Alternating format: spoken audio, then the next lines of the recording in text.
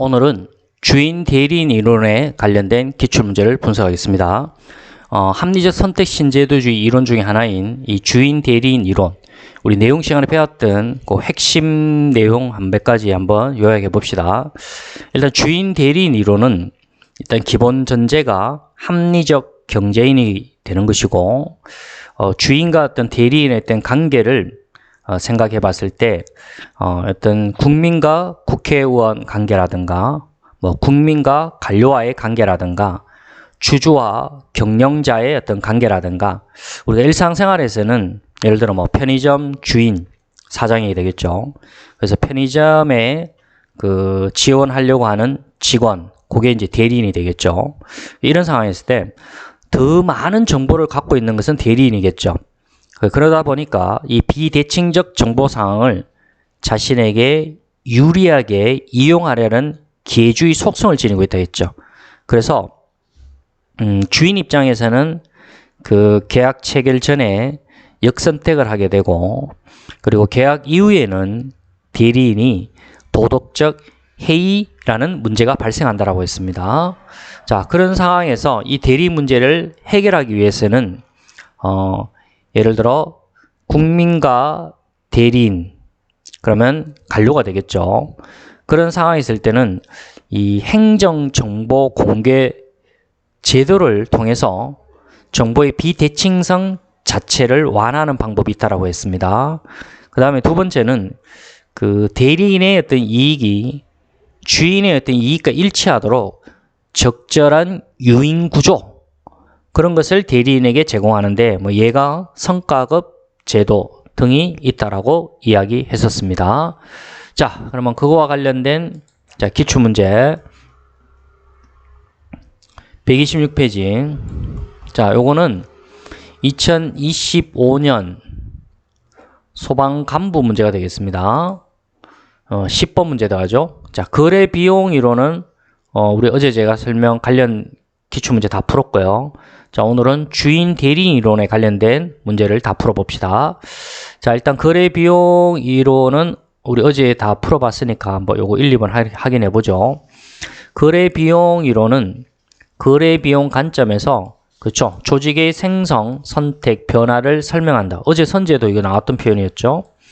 그 다음에 2번, 거래 비용은 거래 상대방이 기회주의적 행동을 하는지에 대한 탐색 비용, 거래 관계의 이행 및 감시 비용, 정보 비용, 대체 비용 등을 포함한다. 그렇죠. 거래 비용 종류, 사전적 거래 비용이 있고 사후적 거래 비용, 그거에 대한 설명입니다. 자, 이것도 맞는 말이고.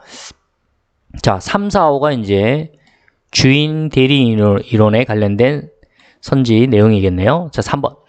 주인 대리인 이론은 주인과 대리인 모두 자신의 이익을 극대화하기 위해서 노력하는 존재라고 전제한다. 합리적 경제인이라고 전제한다 했죠. 맞는 말이고. 4번. 주인 대리인 이론은 주인과 대리인 간의, 그렇죠, 정보의 비대칭성이 존재한다 했겠죠. 대리인이 더 많은 정보를 갖고 있기 때문에 항상 사기치려고 한다 했습니다. 그래서 주인과 대리인을 둘러싼 상황이 불확실하다고 가정한다. 맞는 말이고. 5번.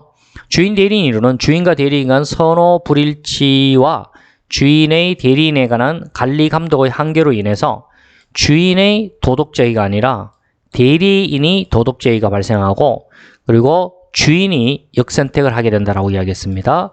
그래서 정답은 바로 5번이 답이 되겠습니다. 자, 주인 대리인 이론. 자, 두 번째 기출문제 확인하겠습니다. 2023년 해경 승진 문제 3번 문제가 되겠습니다. 페이지는 105페이지가 되겠고요. 자, 다음 보기는 정부에 관한 이론 중 주인 대리인의 모델에 관한 설명이다.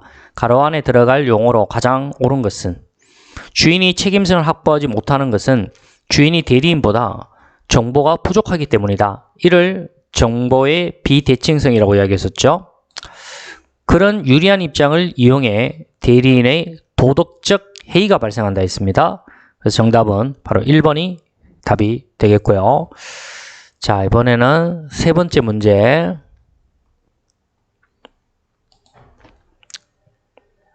자, 세 번째 페이지는 61페이지가 되겠고요. 요거는 2023년 국가직 7급 문제 되겠습니다. 1번. 주인 대리인에 대한 설명으로, 이론에 대한 설명으로 옳지 않은 것은 1번. 경제적 능률을 중시하는 인간관에 기반한 이론으로 행위자들이 이기적 존재임을 전제한다. 그래, 합리적 경제인을 전제한다 했습니다. 이거 맞는 말이고. 2번. 주인과 대리인의 목표 상충으로 인해서 X의 비효율성이 나타나는 게 아니라 바로 대리 손실이 나타난다 했겠죠. 그 대리 손실이 바로 역선택하고 도덕적 해이라고 이야기했습니다. 이 X 비효율성은 우리 정부 실패에서 설명한 이론이죠. 정부가 제한화 서비스를 독점적으로 제공하기 때문에 거기 이제 발생하는 비효율을 갖다가 X의 비효율성이라고 이야기했습니다. 정답은 2번이 되겠고, 3번. 인간의 인지적 한계와 정보 부족 등 상황적 제약으로 인해 합리성은 제약된다고 본다. 그렇죠. 4번.